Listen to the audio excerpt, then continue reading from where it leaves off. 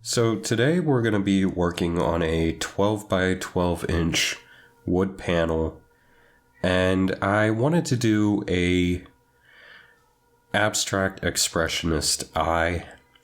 This is a very common motif in a lot of my paintings. You can see eyes in majority of my paintings. And this one today is actually going to be, the colors we're going to be using are orange, blue, and green. And the different values of them together. Now, what I'm first doing is just outlining it and making sure that the lines and everything come through with our first layer. And the funny thing is that I actually decided to switch colors from this red to cerulean right after painting it, because in one of my theories of color is that, or it's not my theory, but just a common theory of color, is that warm colors are used more so with the foreground and cool colors are more so the background. So I quickly realized that error in my thinking and decided to rework it so that it complemented that idea. And once I have all of my major colors down, I'm just going to be color blocking and making them more solid. I actually changed this design in the background to be more simple later on in the process, just simply because I thought that it was a little too overbearing and a bit too much to see on the painting. I'm already working with very bright colors, so I'm gonna have to reduce a lot of the noise in the piece, and doing that is by minimizing the shapes in it. And one of my favorite tools that I use is actually this liner brush. And it's honestly the goat of brushes in my opinion. I could make a whole painting with just this brush. It might take forever, but it complements my style just perfectly. And speaking of my style, I feel I haven't given a solid explanation of where I exactly got my style from. So here it is. My style is actually very similar to a lot of stained glass. I just love the stained glass in different churches and the bright colors that they use, and I wanted to implement that into my work.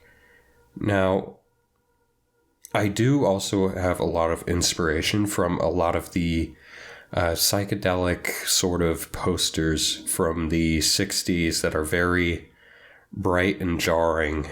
I used to work way more with that sort of jarring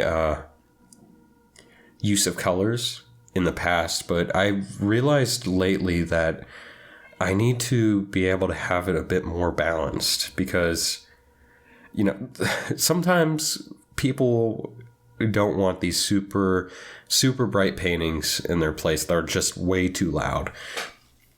So I started adding more values to these works, and that has helped tremendously, not only with the selling of my art, but just the overall experience of looking at my work. Right now I'm using a mix of phthalo green and chromium oxide. And that is honestly one of my favorite greens ever, the chromium oxide.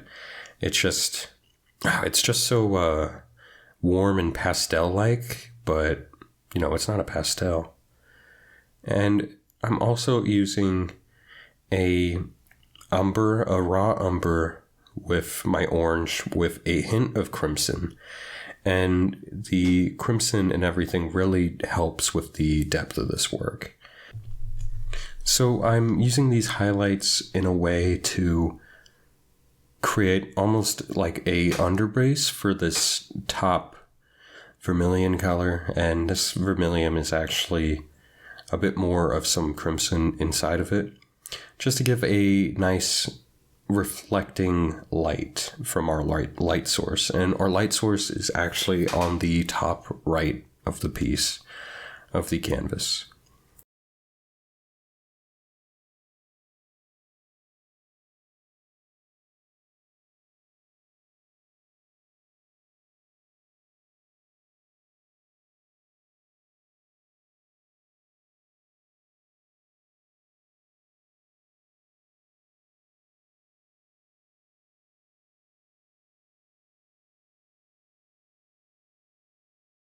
I'm now working with the liner brush just to smooth out all these lines and create some more depth, and I'm actually creating more depth in the background as well.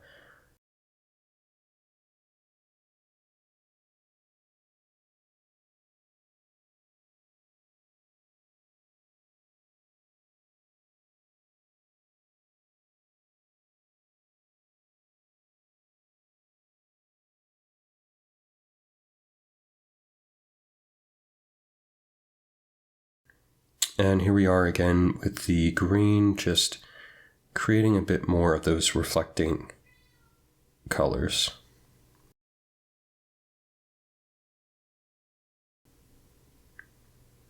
And now that we add those reflecting colors, I decided to clean up everything and start working on the pupil of the eye.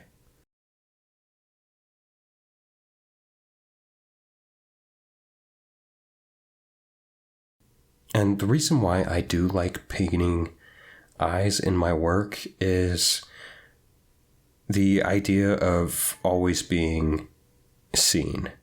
I think that us as humans, it's very vital for us to have this sort of feeling. So this is kind of like a subtle reminder. Now, that is it for this video. I'm just going to add the eyes reflecting highlight, and I hope you guys enjoyed the video. If you did, please click the subscribe button, and I'll see you guys next time.